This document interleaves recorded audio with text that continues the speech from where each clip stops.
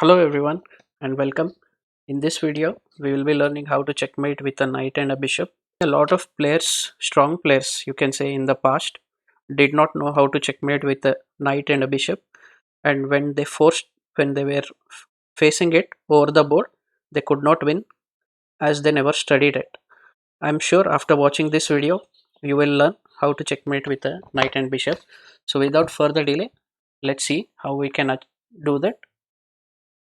So the most important things that I want to start with is, first thing is activate your king. So we should always try to activate our king first and then activate your two minor pieces, which is the knight and the bishop. And with the help of your king, your bishop and knight, you will force the opponent's king to a corner of the board. Now there's one thing which you have to notice, that you can checkmate black's king only on either on a8 or on the h1. These are the only two squares where you can checkmate black's king, because you're having a light squared bishop. So your bishop in this case is a light squared bishop, so you can checkmate the opponent's king only on one of these two squares, which is the light squares. The first thing is to push the opponent's king to a corner. So always remember that if your opponent is a good player, then he is not going to go to this corner of the board, because he knows that this is where you can checkmate him. So what he will do is, he will always try to run to the other corner of the board. So he will always try to get to a dark squared corner if you are having a light squared bishop, and if you have a dark squared bishop, he'll always try to run to the light squared corner. So what you have to do is, you have to push the king to one of the corners. That, let's say if he goes to h8, you have to push the king to the corner of the board, then you need to force his king to the other corner and deliver a checkmate over this square. So let's see how we can achieve this. The first thing is getting your king into the game. So let's say he plays king f4. Now what do? You develop your knight controlling this square and this square. So next, let's say he plays king e5, you play king e3. Now let's say he goes king f5.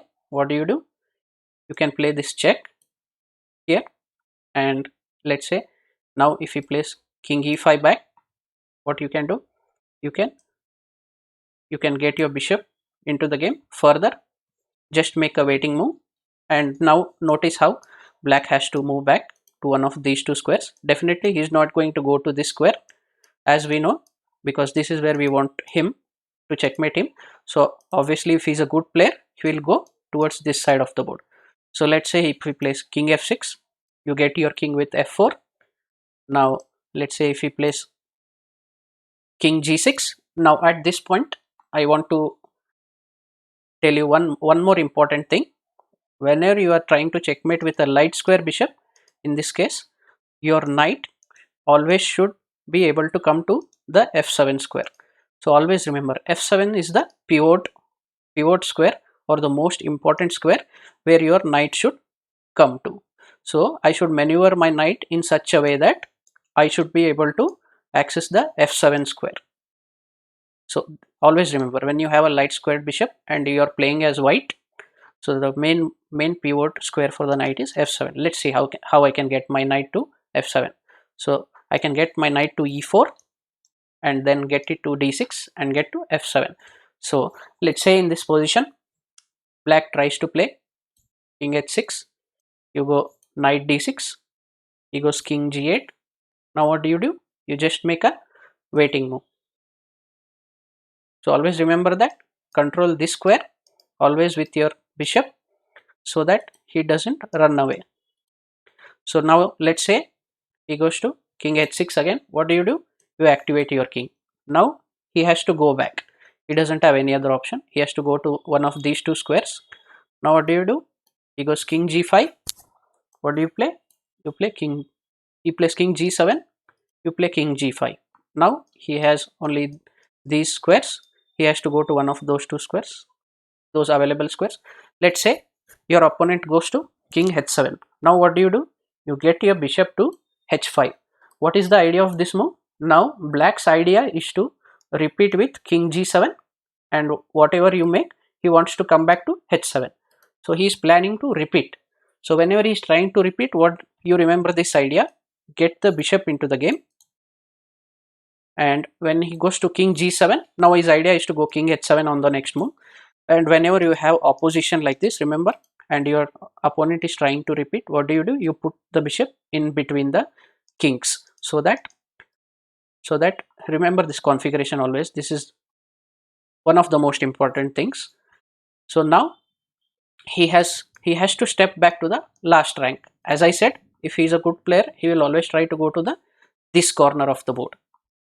So we have now successfully managed to put the king in the corner. Now let's see how we can execute the checkmate. Notice how this bishop is controlling this square, h7 square.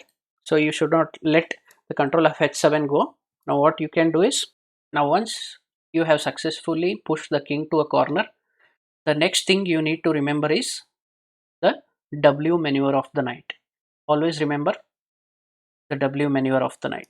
So knight moves in the direction of a shape of W. So your knight makes a journey. Now of course it is white to move now. So once your knight lands on f7, the next one knight move would be knight e5, then knight d7, knight c5, and knight b7. You have to always remember this W maneuver, and also the f7 square is the most important thing. So now what you can do is, now you can get your bishop back. Just make a waiting move. Let's say he plays king g7. What do? You make another waiting move. Now whenever he steps back, you get your king into the game. Now he comes back. Now what do? You control this square with your knight. Now your knight has finally landed on f7. Now the next plan is to execute the W maneuver. Let's see how we can do this. Now the only square where black can go to is f8. Now whenever he moves his king, you move your king. Now black can go back to king g8. Now this is where another important theme comes into the picture, which is the waiting move strategy. So notice how this bishop is controlling h7. He can't run away. So on the next move, the only square he has access to is f8. Also notice how the knight is covering the h8 square. So what do? You remember the next most important theme to remember in a bishop knight checkmate is the waiting move. So I just make a waiting move, and whenever he comes back to king f8, now my plan, if you remember, is to drive his king from h8 to, I want to drive him to a8 to checkmate him on this square. So how do we achieve that? You take away squares from opponent king by controlling the squares with your pieces. So now in this case, how can I control g8? Yes, I can go bishop h7 and control g8, so that I am forcing him to go to e8. Now whenever the king escapes out of the opposition like this, he's trying to escape the opposition, and he's trying to run away. So whenever this position is there on the board, you have to start the W maneuver of the knight. Remember, you should not start your W maneuver of the knight in this position. In this whenever you have the opposition, you should always make a waiting move, or you should make a move which is covering this g8 square.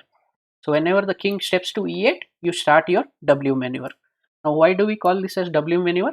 Notice how your knight from f7 goes to e5, then goes to d7, then goes to c5, and then goes to b7.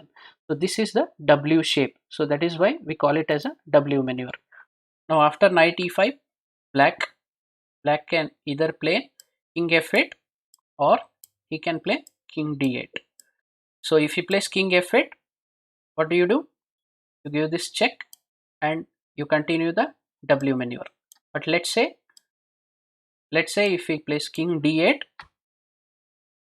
then now you get your king into the game with king e6. Now again, this is the crucial juncture. Now notice that black has king e8, as well as he can play king c7. We will look at both the moves. So we will look at king e8 first. Okay, so if he plays king e8, what do? you continue your W maneuver and take this square. So now he is forced to come back to d8. Now what do? You go to king with king d6. Now after king d6, he has this option to go back to e8. Now whenever he tries to run away on the light squares, remember this, you have to give a check with your bishop. So what do I play? I play bishop g6 check. Now this square is controlled by my knight and this square is controlled by the bishop. So the only option is to go king d8 and you continue your. Now the next important strategy which we have to remember is the waiting move. You make a waiting move taking away this square. Now he has to go to c8. Now whenever he tries to run out of opposition like this, he's trying to run away, what do? You control this square with your knight. You play king c5, knight c5. So after knight c5, now he goes back to king d8, play knight b7 check, king c8 is the only option, king c6, he plays king b8, you play king b6, now he plays king c8. Now what do? He's trying to run away on the light squares, give him a check. Now after this check, the only square he has access to is b8. So you have finally successfully pushed him to a corner. Now once the king reaches the corner, now his next move would be king a8. So it is important for you to vacate this diagonal. It is very important to vacate this diagonal for the bishop so that the bishop can deliver a checkmate. So how do you vacate this diagonal? You play knight c5. Notice how black can't go to any of these squares. So he has to go to a8. So your plan of knight c5 is to vacate the diagonal for the bishop to deliver a checkmate. So now since it is black to move, you will play king a8. Now what do you do in this position? You make a waiting move. You play bishop f5, waiting move. And when he comes to king b8, what do? You play knight a6 check. Now after this check, the only square on the board where you can go to is king a8. Now finally you can deliver a checkmate with bishop e4. So the most important concepts are your knight w maneuver, and the second most important thing is to make waiting moves with your bishop, and once you reach the checkmating corner, vacating the diagonal for your bishop to deliver a checkmate. That's the final thing. Now let's come back to this position.